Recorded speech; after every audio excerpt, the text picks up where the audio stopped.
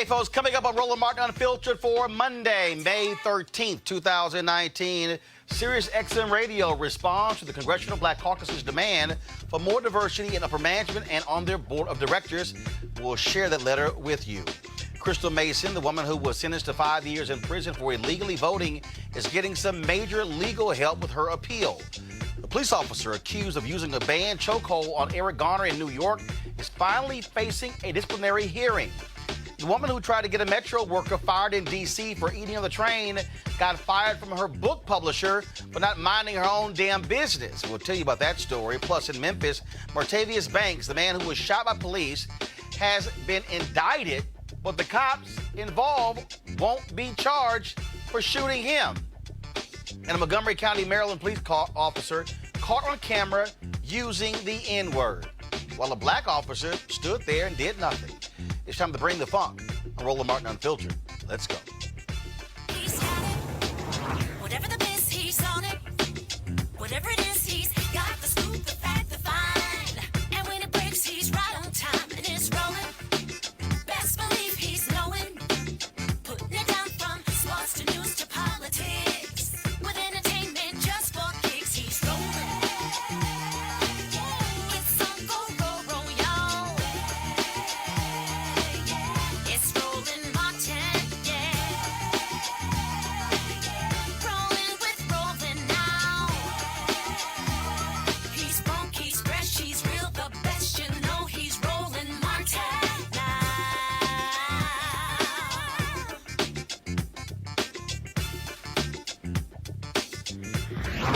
Martin. Last month, the Congressional Black Caucus sent a letter to Sirius XM Radio blasting them for the lack of African Americans on the board of directors and in upper management. The letter was signed by members of Congress Karen Bass, as well as Barbara Lee and G.K. Butterfield. Sirius XM Radio responded, saying that diversity and inclusion is a priority for the network. Now, in their letter, which they laid out, they talked about a number of issues. First of all, it was a fairly lengthy letter. Now, they said that it was a priority, but okay, what else? And so I found the letter to be quite interesting. The letter was signed first and foremost by the CEO of Sirius XM Radio, James E. Meyer. Now, he writes here, diversity has been a cornerstone of our success.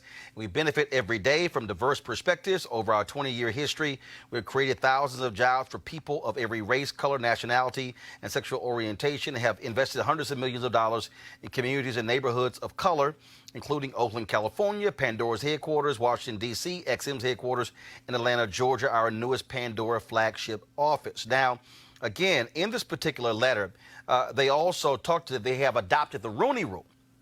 And, of course, this is what the letter says. As you know, the Rooney Rule requires teams to interview minority candidates for head coaching and senior football operations openings. This policy is plainly and prominently stated in our public filings with the Securities and Exchange Commission.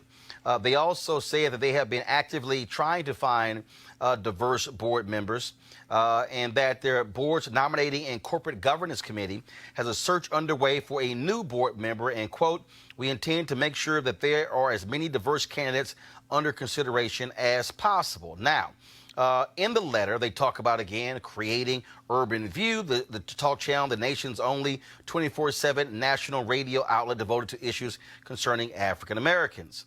And again, talking about building a diverse workforce, but nowhere in here have they said what they're doing when it comes to hiring African Americans in the upper echelon. Now, what was interesting is that there are folks who always say that, well, you know what, I don't know why you make a big deal out of this, but the reality is when you look at who is making the decisions when it comes to not only the content, but also the jobs and the hiring, we want to make sure that black people are in those positions. This is also, so the CBC should be holding them accountable. One of the things they've been talking about is the importance of diversity as well.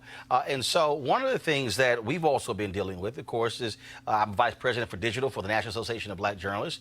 We also have been holding folks accountable, whether it's CNN, whether it's ABC, whether it's NBC, meeting with all of these companies, demanding to know when it comes to their hiring. hiring. And so I want to talk about this right now with my panel. Right now is Cleo Monago, socio-political analyst and activist, Robert Patillo, civil rights attorney. He joins me via Skype. Robert, I'll start with you.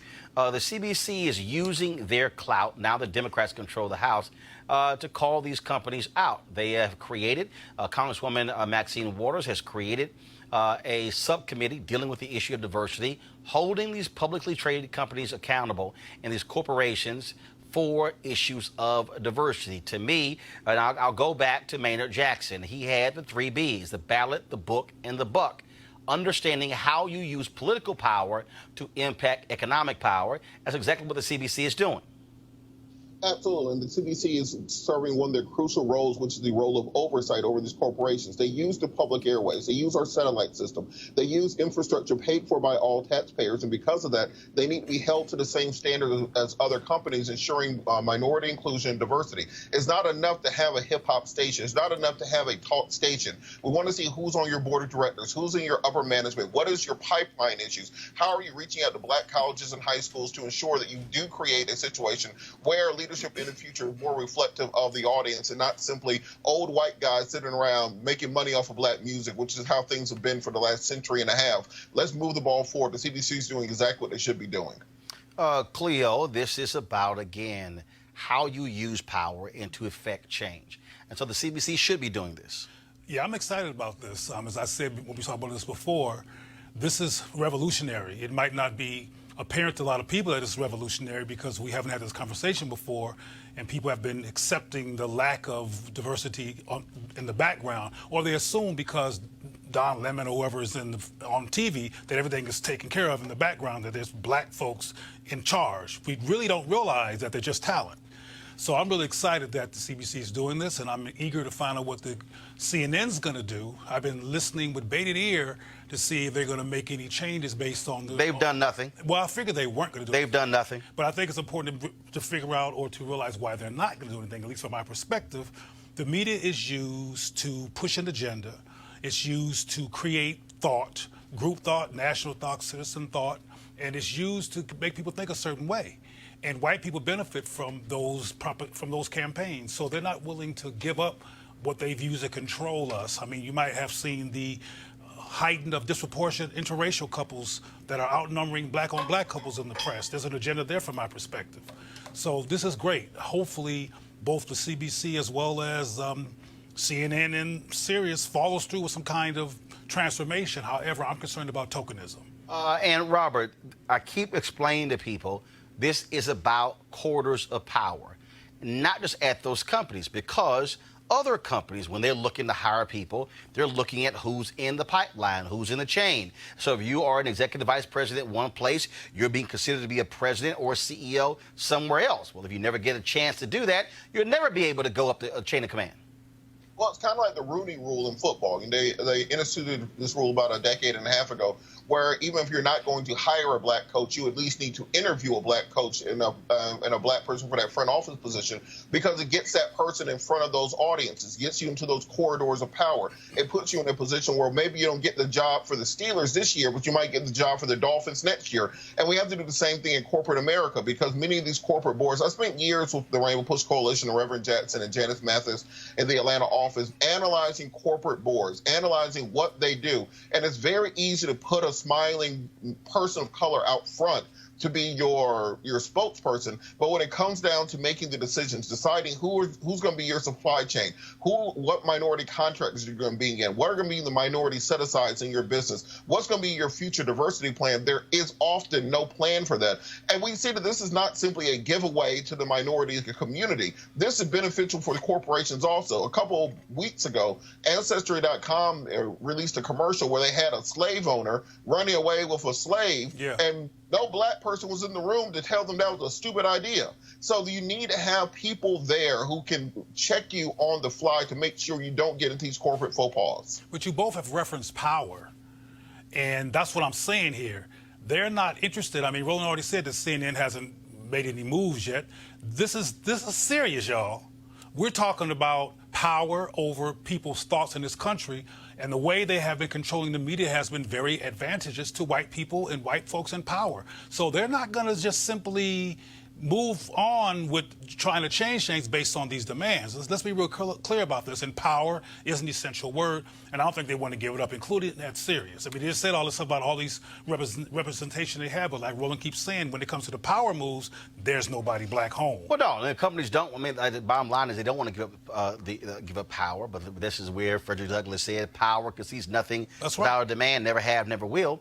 And so our job is to make those demands. And so what the CBC doing to me is critically important. What we're doing at NABJ is critically important. But also, here's what's very interesting about it. When you talk about how media operates, Robert, I'll go to you. I tweeted this out this weekend, and I've already done a search. Not a single media writer outside of black outlets has written about this issue. Of course. I'm talking about Politico, nothing. Of course. NBC media writers, nothing. Huffington Post, nothing. Wall Street Journal, nothing.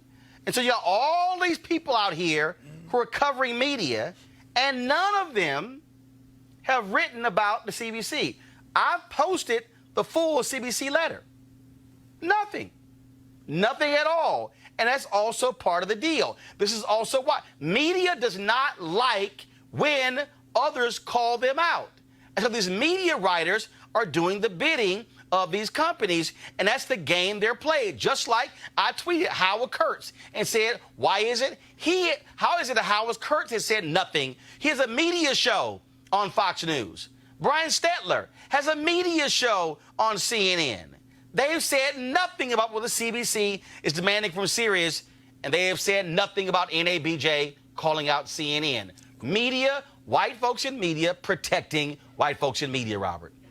Well, one thing we have to understand about the democratization of information and media is that we don't have to stand by the legacy media and wait for them to report on things. We're no longer waiting on Walter Cronkite or Dan Rather. We can put our information out through your show, through our own outlets. This is why it's crucially important for us to control our own narrative, to control our own ability to get messaging out there. And on this idea of when will CNN do something, CNN's ratings are already below Swamp People on the History Channel in prime time. So if they haven't figured out yet they need to make changes, they need to listen to minority voices, then maybe that is what will finally get through their heads when they start hemorrhaging viewership as they currently are. Well, it's true that we should have independent black media. I support it. Every chance I get, I'm involved. However, we also need to hold accountable the white supremacist agenda and the benign behavior of these people in these power positions that control major thought in this country. They control why we get killed by the cops. They control why we're criminalized. They control divisions between black men and women. They control how we see communities that are black and how we dismiss our own value as a people. They have huge impact and need to be held accountable, and we need to hold them accountable until they do something, as opposed to what they hope we do. We just go quiet, go away, not say nothing, and then we finally change the topic until there's a new sensation in the press, which is what keeps on happening, by the way. Well, one thing I won't be going quiet, and again, by being able to control the platform, then they can't tell you what to say and what not to say. All right, folks, let's go to our second story. The Leadership Conference on Civil and Human Rights. They have sent a letter to all United States senators encouraging them to oppose the confirmation of judicial nominees who won't state that Brown versus Board of Education was correctly decided. There's a list of 27 pending nominees. This week marked the 65th anniversary of Brown versus Board of Education. And Robert, we have seen numerous individuals who have come before the Senate committee, and they won't say that Brown was correctly decided. Now, there's this whole deal of I don't want to, go on record as answering specific questions, but damn, if you can't say that Brown was correctly decided, you have no business being on the federal bench. All right, let me bifurcate my answer real quick. So the first part is going to be the legal analysis of this. What many of the judicial nominees are saying is that because you are asking them to rule on something speculatively, because you're asking them to give their decision on something, that can be used in oral arguments or in Supreme Court and amicus briefs in the future, quoting back to their Senate testimony during their confirmation hearing. But they're not ruling. They were specifically asked, do you believe that Brown versus Board of Education was correctly decided, which ended segregation in schools? That's the case. And as I said, I'm giving you their rationale for why they're not answering that, because they don't want to be held to an answer in the future on these issues. What? What's the answer that they're held to? Yes. Well, no, because if let's say that this is a hypothetical that I saw in on law.com a couple weeks ago. Let's say in the future it's a question of do illegal immigrant students get the same right as American students? Do we issue the same protections for trans students as we do for African American students? And do we cite back to these statements on Brown later on? That's the hypothetical situation there, and that's the reason they don't want to lock themselves into that. However, I do think that these are very intelligent and smart lawyers who should be able to craft an answer that both affirms their commitment to Brown and preserves their ability to have leeway and not be locked into that in the future. I think it's an exercise in cowardice for these people not to be able to answer a simple question on Brown versus the Board of Education, one of the bedrock pieces of Supreme Court jurisprudence from the 20th century. If you can't say you support Brown, then you probably don't need to be on any federal bench. I'm not convinced they actually agree with Brown, Cleo. Exactly. I mean, sometimes people kill me with logic and breaking down the facts of the matter as if they matter to these people. These people don't want to articulate anything that's going to put a wrench in their power. They don't want to support something that's going to create room for so-called minorities and so-called immigrants to come in here and interrupt their make America great again agenda. It's really that simple. Their intellect and their legal capacity to litigate, etc., is not the issue. Their position and their philosophy is the issue, and they don't want to do anything that's going to go against their white nationalist philosophy. Well, I just think that this is not hard. And the fact of the matter is, these are largely conservative judges who are being asked the question, and they won't answer it. 90% of the judges that Donald Trump has appointed have been white men. Mm-hmm. I think one has been African American. What you are seeing is clearly, Robert, an effort by Trump, by Mitch McConnell and Republicans. They want to put largely white men, far right-wing men, on the federal bench so they can be there for the next 40 years. Period. Well, this is part of the reason I think people need to start, and should have started 5 years ago, paying attention to Mitch McConnell. Because what Mitch McConnell did throughout the Obama administration wasn't just to block Merrick Garland. He blocked federal judicial nominees throughout the entire Obama administration, to the point that when Trump took office, there were over 100 vacant judgeships which had not come to a vote. And by Republicans keeping the Senate and increasing their margin in the 2018 midterms, Democrats have to make this their top issue going into 2020, the preservation of the judiciary, because no matter who wins the House, the Senate, the presidency, if you allow Republicans to place 100 new federal judges on the bench over the course of the next several years, and maybe between 3 and 4 more additional Supreme Court justices on the bench, everything else becomes academic. That's the only thing that matters for the next half century of American life. So while we're running around chasing all these issues, we're going to repeal the Electoral College, going to have a Green New Deal. Every candidate needs to be keying in on this issue of the judiciary, because that's what matters, not just for our lifetime, but for our children's lifetime after us. But also, I think this goes right into the fundamental problem the Democrats have right now, is you've got all these folks who are running for president. Now you might have a 24th person jump in, the guy who's the governor of Montana, even though Chuck Schumer would love for him to run for the U.S. Senate there. Beto O'Rourke is lagging in the polls big time. They would have loved for him to run against John Cornyn next year for the United States Senate. Stacey Abrams announced that she was not running for U.S. Senate. People really wanted her to seek the U.S. Senate position in Georgia as well. You've got candidates there in Colorado and others. Democrats actually could have a good chance at retaking the Senate by having strong candidates, but hell, they all want to be president. Well, on that point, exactly.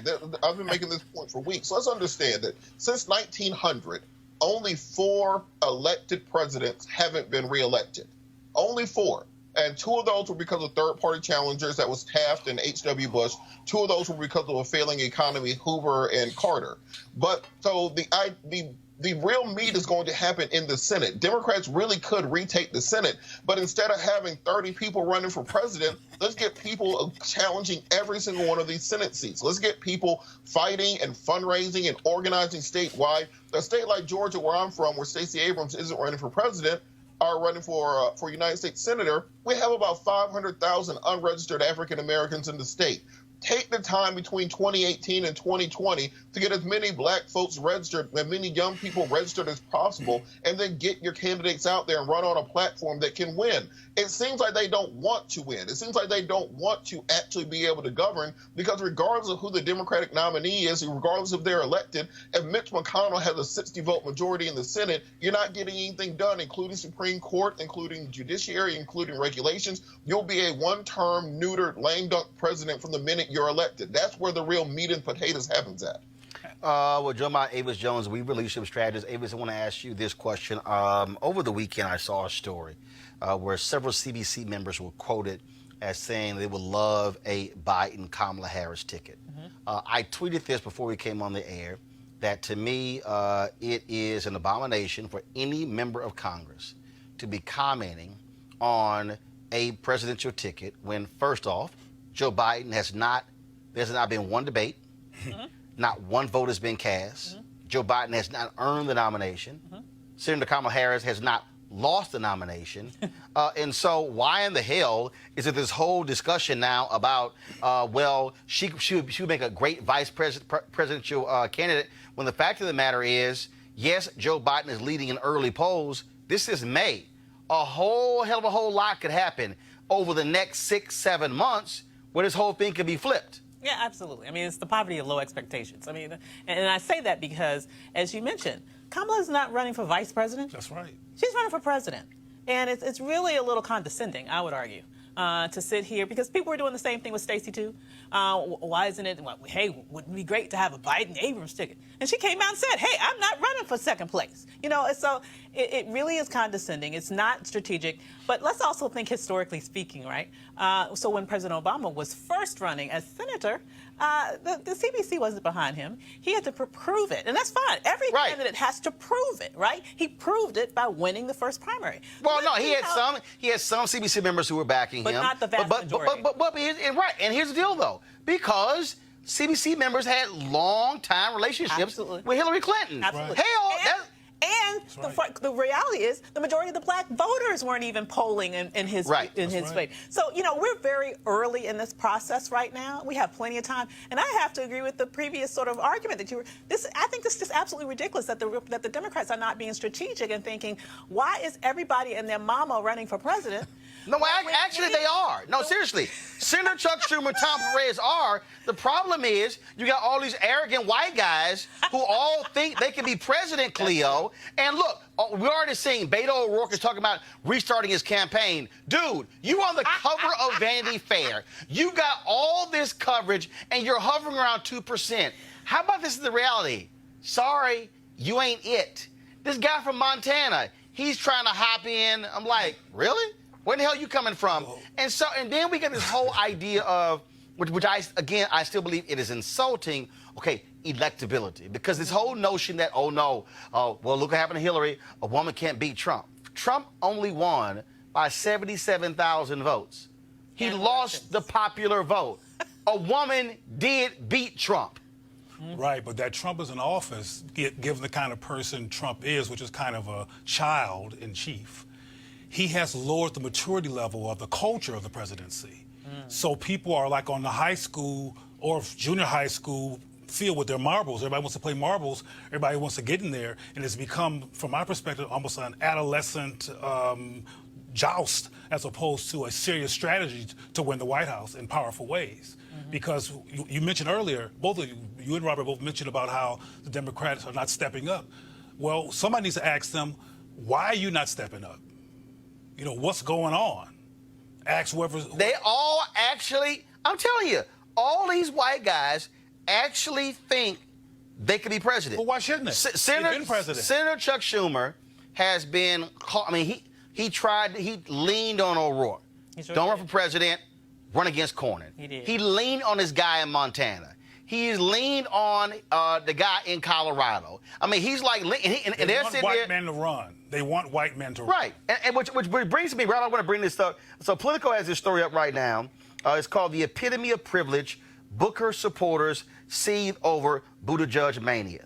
The two presidential contenders boast some of the same credentials. So why is Mayor Pete getting all the attention? Now, first of all, Robert, let's just be real clear, okay? Media loves new. Okay, here you got a mayor of a small city who's gay, who's married, and he speaks I don't know how many languages.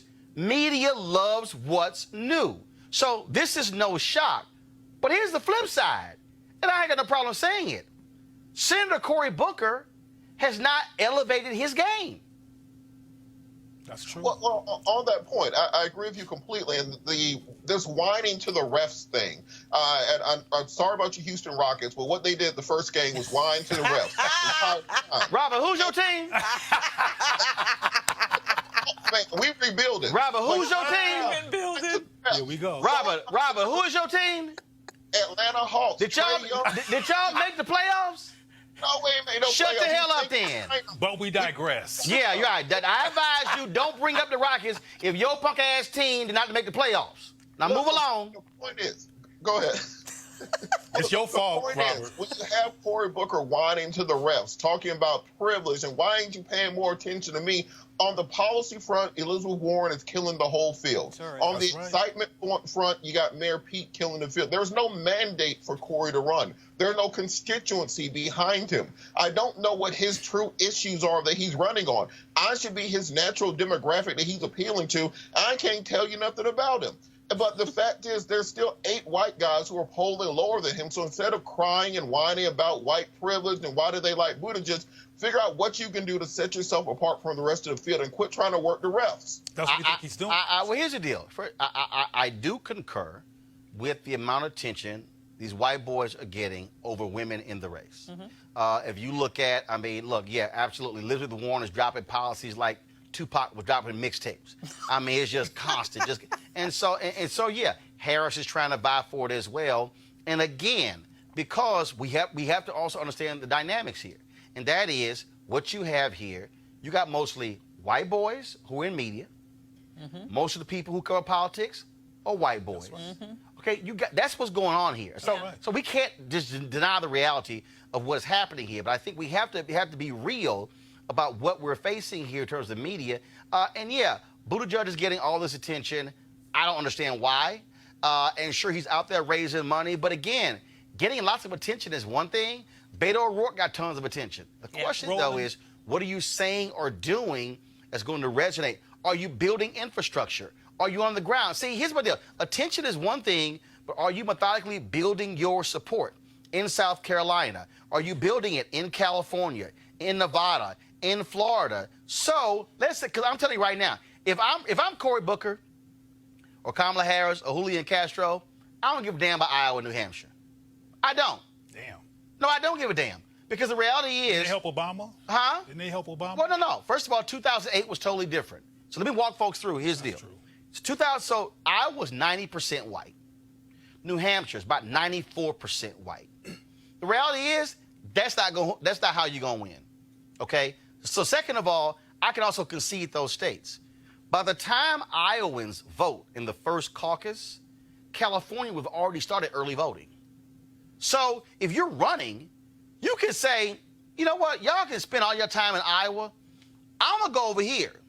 And then you can look. I remember the year Rudy Giuliani ran, and of course, he waited till Florida. It was the dumbest decision in the world. But this year, the rules are totally different because of how they moved up. And so the old rule of when Iowa set the stage, which sets the next stage up, even for Obama, that's now out. That's now out because how the rules have been changed, where really the first, I dare say, 6 to 8 states will determine who stays in the game. So you can pretty much skip Iowa and New Hampshire. You can focus on California, Nevada, South Carolina, and still do well. However, Iowa helped to determine the relevance of the black candidate because they were majority white, and they supported the black candidate.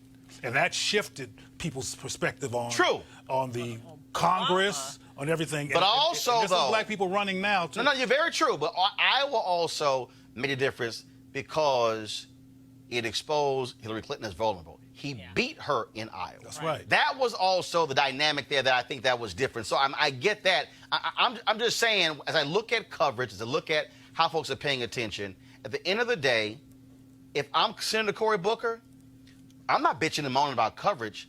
I'm building infrastructure. Better be building it. I'm building ground game. Gotcha. Because you can't get a single vote based upon a newspaper article. Right. If I got ground game, I can beat all your, glorious coverage. Here's the thing: if I was him and any other, and Kamala and any of them, listen, don't worry about Buttigieg, whatever his name is. Here's the thing: it's a grand opening, grand closing situation. Because the minute he gets to South Carolina, his ass is going to be off the. He's just going to be gone. He's going to be gone. He has some serious problems with his constituency because they are overwhelmingly white.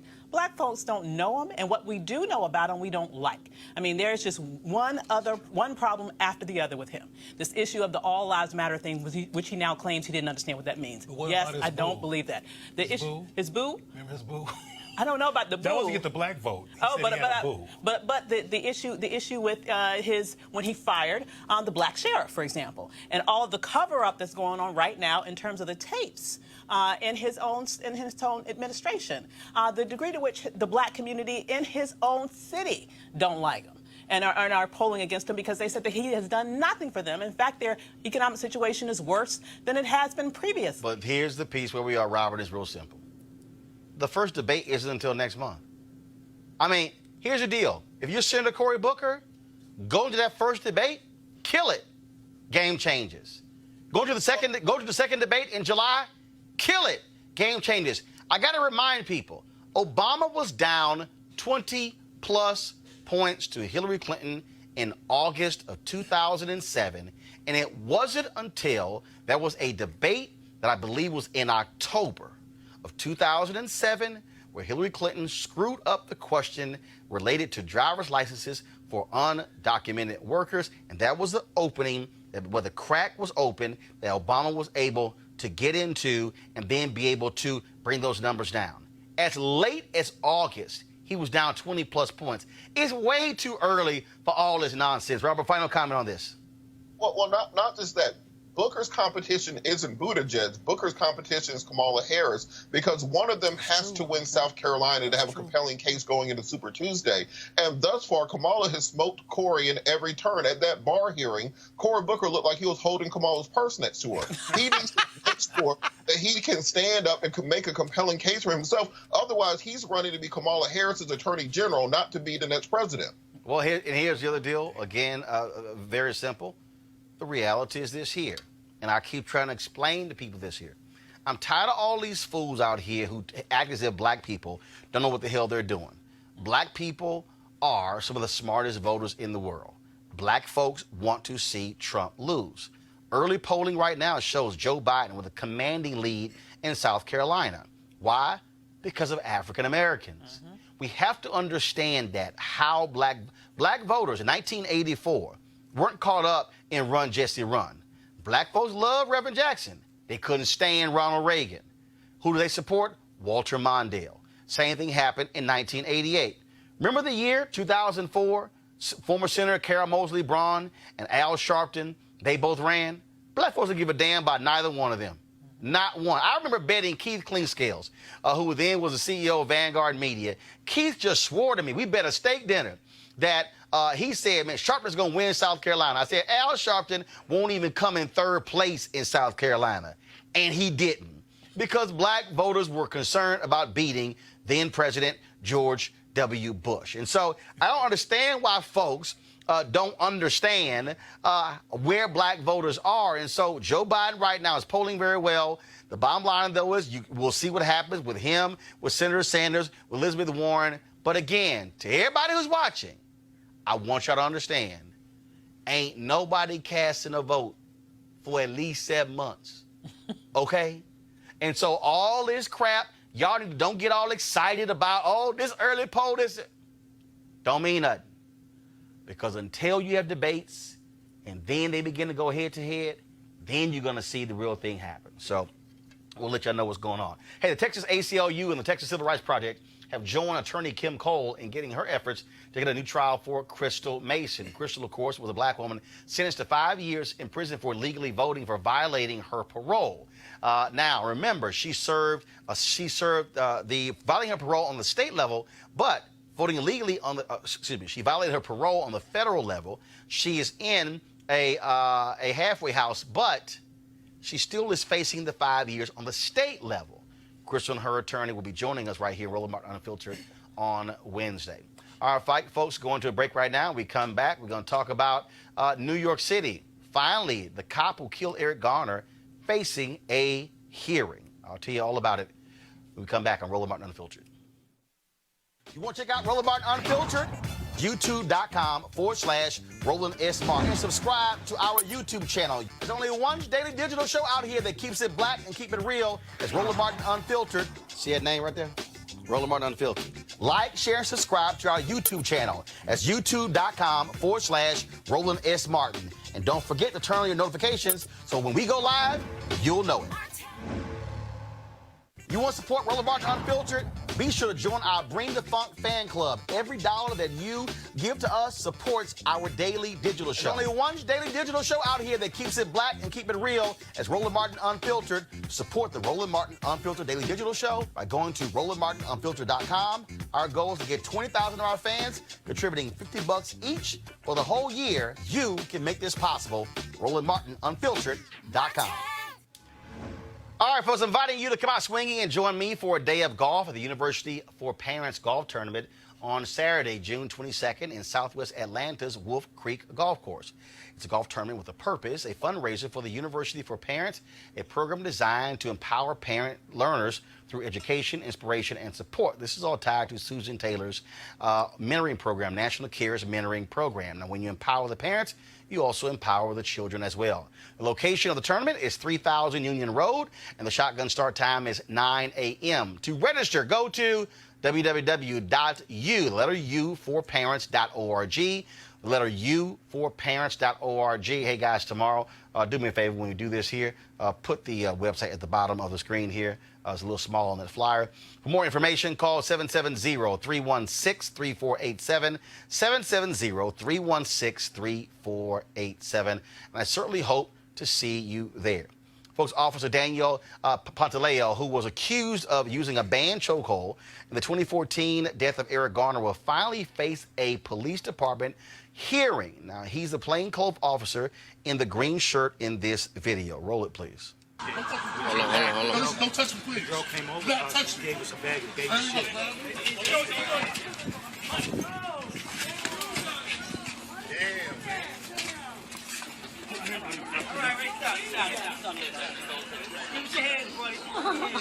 Put your hand behind your back. I can't breathe.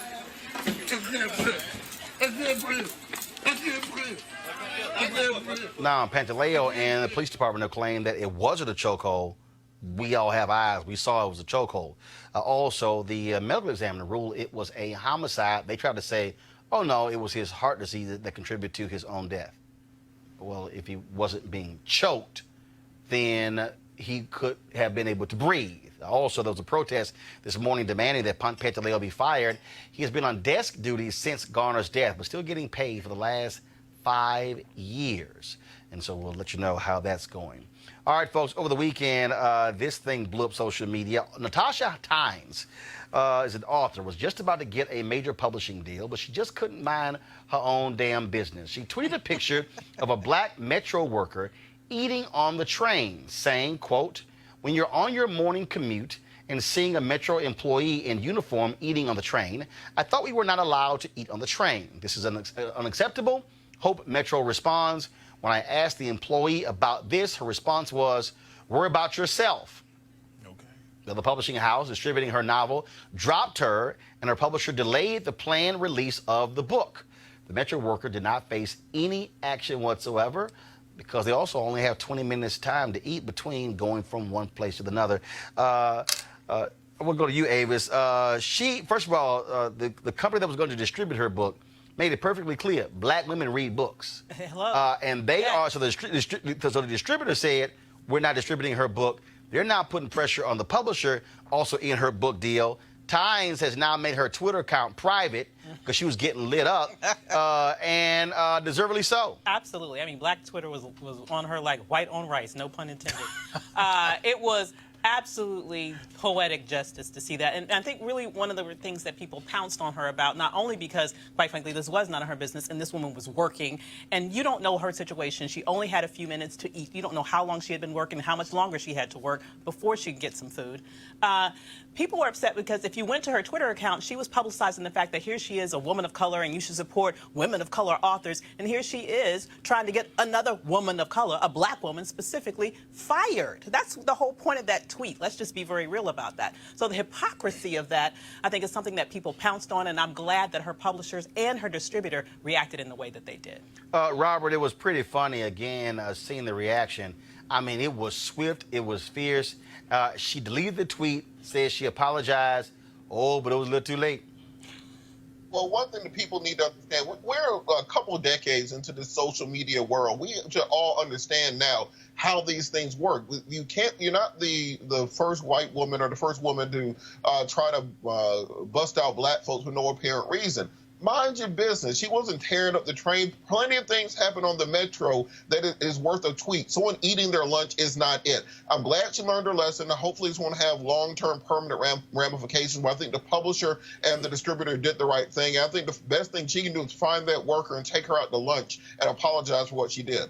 And in fact, I would advise that, Cleo, because she needs some serious reputation fixing going on right here. And again, here she was dogging this worker about to affect her money.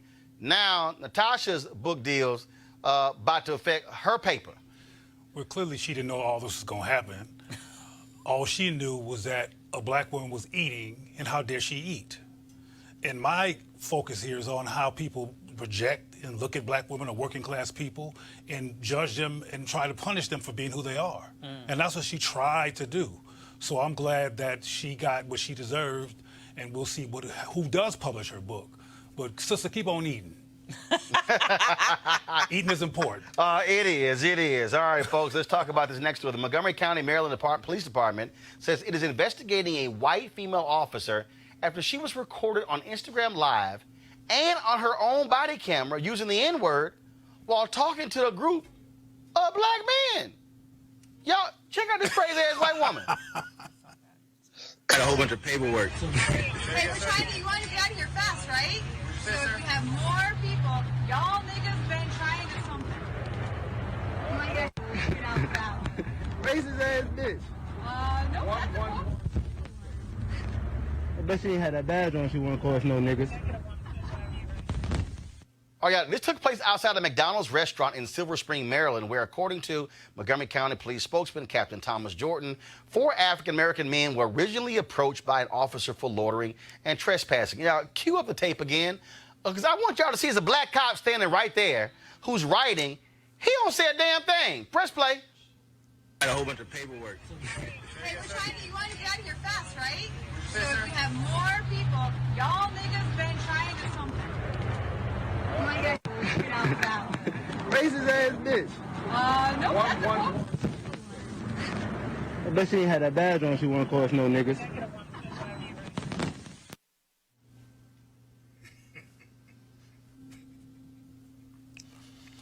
Well, Lord have mercy. another white woman freestyling. You know, but the issue, though, like you already raised, Roland, is that the brother was sitting there, he didn't miss a beat. Right, he just sitting here, like, filling the report out. Just like when a brother or sister's being harassed by cops, beat, lied on, killed, some of them show up and co-sign the ticket. So, you know, I'm mixed about this. Obviously, I'm against the N-word. I don't use the N-word, but the N-word is so part of our culture, and she probably was thinking of a song she heard that morning on the radio. Who knows? It's wrong. So don't get the impression from me that I'm saying it is right. Right. But Ava, she was mighty damn free. She was too damn familiar. No. She got a little white rhythm on it. No. Right, it's like Okay. y'all niggas. And why is she still employed? I mean, the only statement that I've seen from the Montgomery County Police Department is that they're going to look into this. She does not need to be employed, because if she feels that comfortable to be calling black people niggas, knowing that she has her own body cam on, knowing that she's being videotaped because something is, I mean, clearly you can see her in clear view, then what else is she comfortable doing, knowing that they're not going to be any But I think consequences? this goes beyond her, Avis. I think, as I said earlier, what about the cops who I were agree. sitting right there, didn't flinch, didn't move, smoothly completely continued to write? When we punish, quote, the white woman for doing what she's doing, what are we going to do about the co-signing black people? Robert, she was mighty damn comfortable. Well, you can tell from the black officer's reaction or lack thereof. She says that all the time. Yeah, exactly. To say it. He probably is in the car listening to songs, rhyming along with her while she's doing it. She was a little bit too familiar. This wasn't a slip of the tongue. This is just how she talks normally. Yep. So you need to bring that whole crew, that whole shift in, and explain to them to get their white woman under control. You can't just have her out in these streets wilding out and making us all look bad. Look, if you're going to be teaching her to say all this stuff, you got to be held accountable for what you taught her. So you need to get that bald head dude who was writing, get him in there and get him on probation too, because he can't be training these white folks to act like this. He gonna get her beat. Bottom line is, I can't wait to see what their response is. And again, I'm waiting for the fraternal order police to go, it's okay. She was just trying to be familiar. You know that's coming. You know that's coming. Like you know it's coming. All right, folks, let's talk about a case, it's a stunning case. Police officers involved during the shooting of Martavius Banks. Okay, this has been crazy, y'all. Have been cleared of criminal charges. Now, Banks was shot by Memphis Police Department officer in September. The officers involved in the incident did not have their body cameras turned on during the incident. In fact, they were turned off. Banks is up on charges of intentionally evading arrest in a motor vehicle with risk of harm to others, unlawful possession of a weapon, driving while license suspended, revoked or canceled, and reckless driving. It's really, Robert? So the brother gets shot. They happen not to turn the cameras on, and now he's facing charges. One thing that I can definitely say as we get into this 2020 race, I've not heard a single candidate say that they're going to make a federal standard for tamper-proof police body cameras that are saved to an independent tamper-proof server. That is what is required. We got money to go drop bombs on Iran and everybody else. We got money for the Green New Deal and every other thing. I need a candidate to say they're going to make that a federal law, and for any police department to get federal funding, they're going to be required to be equipped with tamper-proof body cameras, because this happens too often where the body camera either malfunctions, it falls off, it turns off, it was broken at the time, something along those lines. And luckily, this brother isn't dead, but we see that as the result far too often. We need to make this part of our agenda, not these broad verisimilitudes. We need to actually pin some people down on policy issues that will help us immediately. You're right. And we'll see if any of these candidates have the guts to actually do that. Henry, go to my iPad, please. I want to talk about this opinion piece here. This was dropped over the weekend. Alyssa Montano. She wrote this piece in the New York Times. It's called "Nike Told Me to Dream Crazy Until I Wanted a Baby." And she talks about, of course, being one of the Nike athletes. But then when she got pregnant, she was not able to get paid. And so she talked about the difficulty. And so she basically calls Nike out. And she said it's just advertising. She says that the best of the best can supplement that income with prize money from winning races outright, but the majority of athletes, who are often the breadwinners for their families, sign exclusive 5- or 6-figure deals that keep them bound to a single company. For the vast majority of athletes, the sport is a way to earn a decent living by doing what they love and excel at. They don't get rich. But she says that look, it changes. This is what she says is interesting. Now, remember when Beyonce met with Reebok and they didn't have anybody who looked like her? She I'm out of here. Well, Alyssa writes that the 4 Nike executives who negotiate contracts for track and field athletes are all men. Phoebe Wright says getting pregnant is the kiss of death for a female athlete. Said Phoebe Wright, who was a runner sponsored by Nike from 2010 through 2016. There's no way I'd tell Nike if I were pregnant. And a number of women in here talked about this here in terms of not being able to still be supported by the company. What they're saying here, Avis, is that these companies are only paying folks while they are actually performing. But the women are saying, well, if we have a baby, we can't perform, we should still get paid while we are recovering from having a baby. Absolutely. And I'm going to, beyond just the common sense moral case that can be made around this, let's just talk about this strictly as business. Guess what, Nike? Pregnant women actually work out. Okay, please. This could have been a boom for them if they would have contextualized it correctly. I mean, it's absolutely ridiculous that women keep on being punished in every way imaginable just for the very natural human act of having children, or, in other cases, choosing not to have children. Robert, Nike acknowledged in a statement that some of its, go back to my iPad, please. Nike acknowledged in a statement that some of its sponsored athletes have had their sponsorship payments reduced because of pregnancies. But the company says it changed its approach in 2018, so the athletes are no longer penalized. Nike declined to say if it wrote those changes into its contracts. Robert? Well, this is why it's so crucial, as we were discussing earlier about Sirius, about representation in the highest levels of any corporation. Who's on that board of directors? Who is part of that committee which decides on athlete pay? Or do you have women of color there? Do you have a diversity that actually looks like America? And do you have people who can speak to these issues from a first-hand perspective and not just a table full of old white guys deciding to take checks away from pregnant women? We got to make sure that we hold these companies accountable. The public face is wonderful. Everyone loves Jordans. Everybody loves getting a pair of LeBrons or wherever else. Let's make sure that the people behind that, the ones who are making billions, not millions, actually look like the individuals who are impacted, and that we have representation in that decision-making process.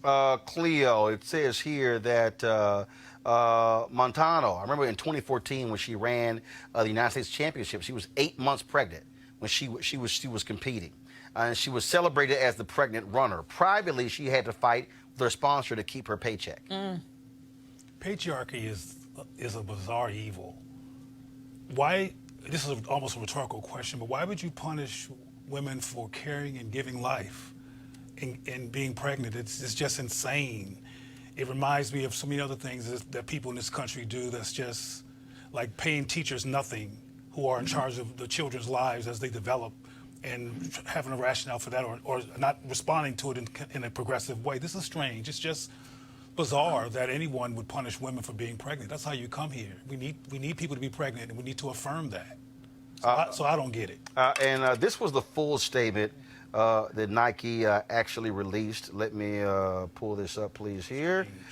This is the statement. Go to my iPad, please. Nike is proud to sponsor thousands of female athletes, as is common practice in our industry. Our agreements do include performance-based payment reductions. Historically, a few female athletes have performance-based reductions applied. We recognize that there was inconsistency in our approach across different sports, and in 2018, we standardized our approach across all sports so that no female athlete is penalized financially for a pregnancy. 2018. Wow. They only had to wait until 2018 to make a change. But that they even have to be told to make a change. They had mothers. Patriarchy can be real. It's a hell of a drug. Yeah, and it's disorienting, apparently. Well, again, that's exactly how those things roll. Hey, folks, tomorrow on HBO, it's going to be the debut of a new documentary called What's My Name? Muhammad Ali focuses on him, of course, being the life of the great. It's directed by Antoine Fuqua, brother. Of course, he's directed numerous movies. Co-produced by LeBron James. Here is a clip of the documentary. Anybody who's doing the right thing, they catch a lot of hell.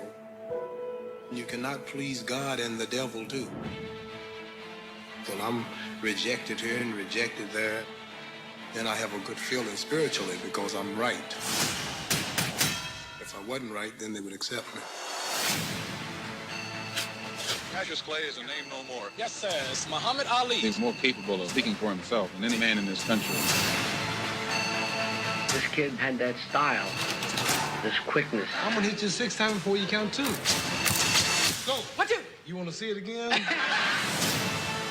Boys in Vietnam are throwing away their lives. Mr. Muhammad Ali has just refused to be inducted into the armed forces. He got the title because the draft took my title. Well, I'm through. You won't hear no more about Joe Frazier. comes Muhammad Ali. I'm the boldest, the most creative, greatest fighter of all time. I'm out to conquer immortality.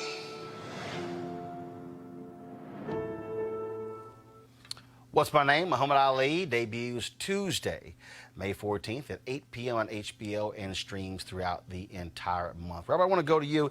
It's still interesting to me how America is just so fascinated with Muhammad Ali, but gets really pissed off when black athletes today actually have the audacity to speak out on issues, to say, I'm not going to go to the White House because you've got a deplorable person who is sitting in the Oval Office.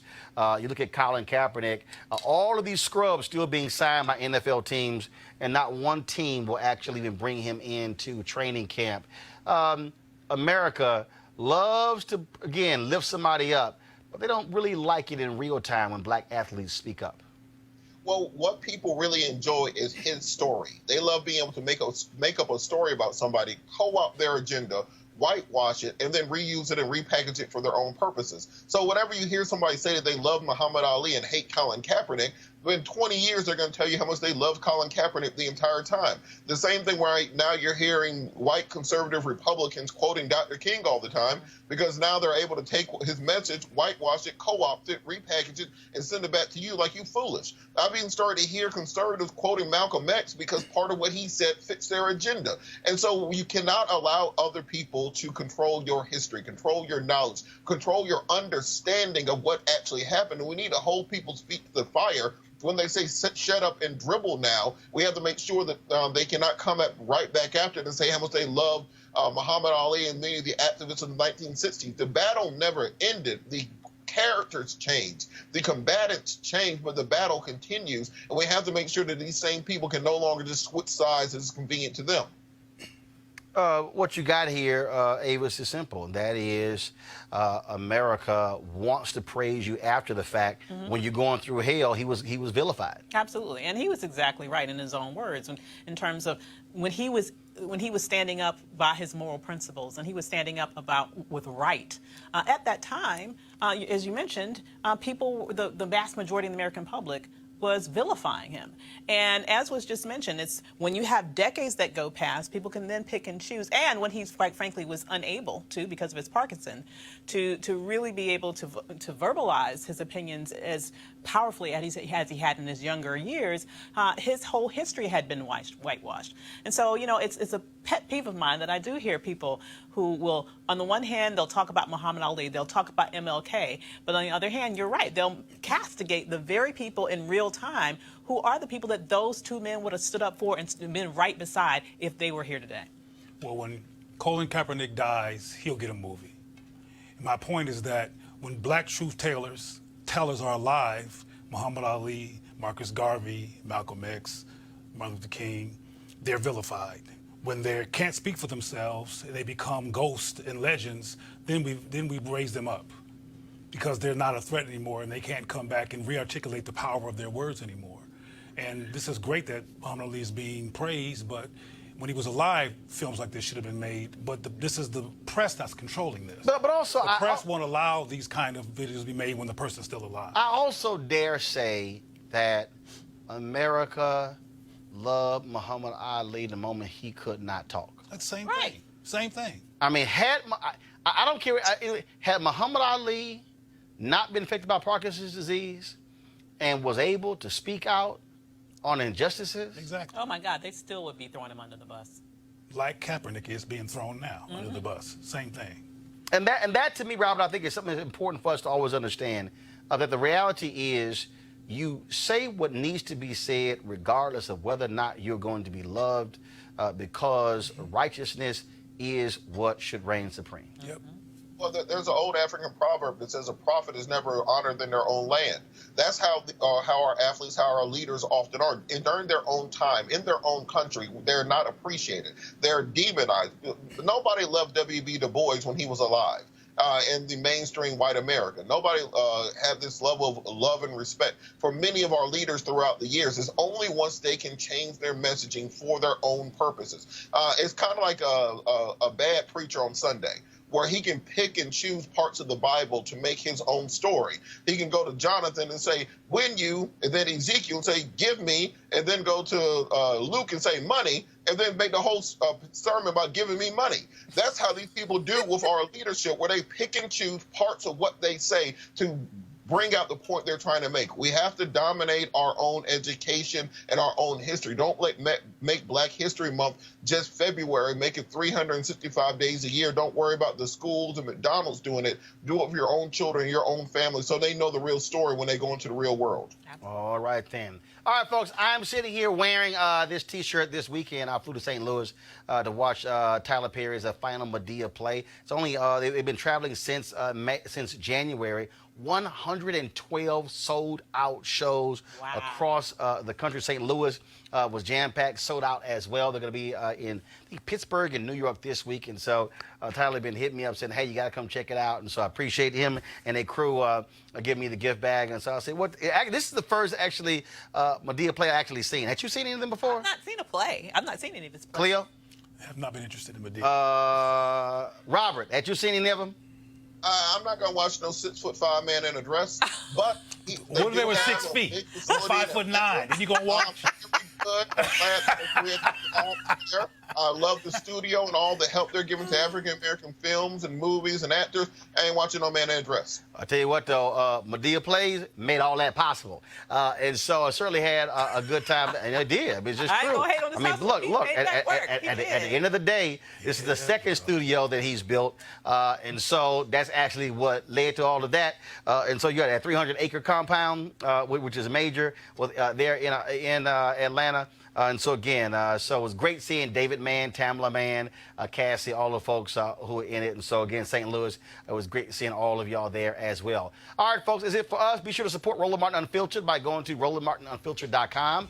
Every dollar you give joining our Bring the Funk fan club goes to support this show. Tomorrow we're going to be on location from the Bible Museum here in Washington, D.C. There's a screening of a powerful new movie that's opening in June about Emmanuel 9. We will have some of the survivors on our show tomorrow. So we'll be broadcasting on location. I'm going to also be moderating a panel after the screening of the movie. We'll be live streaming that for you as well. And so you do not want to miss that tomorrow. And so only this show will be doing that, folks, which is one of the reasons why you need to support this. Black-owned, independent. We call our own shots, speak our own truth, and we ain't got to ask nobody for permission. And so please go to RolandMartinUnfiltered.com. Also, Friday, I'm going to be giving the commencement speech at Bowie State. It'll be the 18th college commencement speech that I've given. Looking forward to that. And so this week, all this week, we're going to be live streaming. We're going to be restreaming, actually, a number of the other commencement speeches that I've given over the last several years. And so I did Virginia University of Lynchburg a couple of weeks ago. And so we're going to stream that for you right after this show ends. And so we had some fun ones. And y'all really going to enjoy this because, see, one of the things I can't stand when I do graduations, you know, like I appreciate that a brother who sang a song. I think it was Total Praise, one of those songs, but it was a little too slow for me. So I had to say, y'all got to crank this thing up before I speak. And so same thing. And so you'll see some of the commencement speeches. Like if you go to Google right now and you type in Roland Martin and Grambling State or South Carolina State, and when you see the band getting funky, that was because I told him to go ahead and get funky. So we turned out graduation, and so it was hilarious because the presidents were looking like, I know he didn't, but then when you commence a speaker, you can do what the hell you want to do. That's how we roll. So we're going to have those speeches for you streaming this week, so we certainly hope you enjoy them. Looking forward to that. So I'll see you guys tomorrow. Got to go. Holla!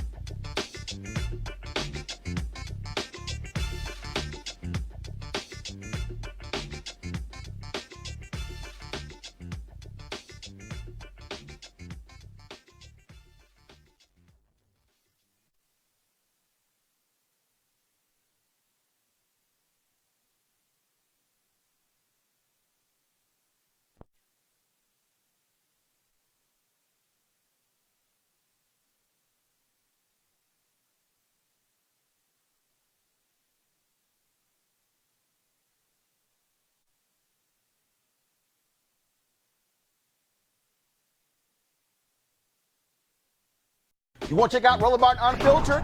YouTube.com/Roland S. Martin. And subscribe to our YouTube channel. There's only one daily digital show out here that keeps it black and keep it real. It's Roland Martin Unfiltered. See that name right there? Roland Martin Unfiltered. Like, share, and subscribe to our YouTube channel. That's youtube.com/Roland S. Martin. And don't forget to turn on your notifications so when we go live, you'll know it. You want to support Roland Martin Unfiltered? Be sure to join our Bring the Funk fan club. Every dollar that you give to us supports our daily digital show. There's only one daily digital show out here that keeps it black and keep it real. It's Roland Martin Unfiltered. Support the Roland Martin Unfiltered daily digital show by going to RolandMartinUnfiltered.com. Our goal is to get 20,000 of our fans contributing $50 each for the whole year. You can make this possible. RolandMartinUnfiltered.com. Hey fam, want to check out Roland Martin Unfiltered? The blackest show on all of digital, cable, and broadcast. Check out our audio podcast. There's only one daily digital show out here that keeps it black and keep it real. It's Roland Martin Unfiltered. Press play.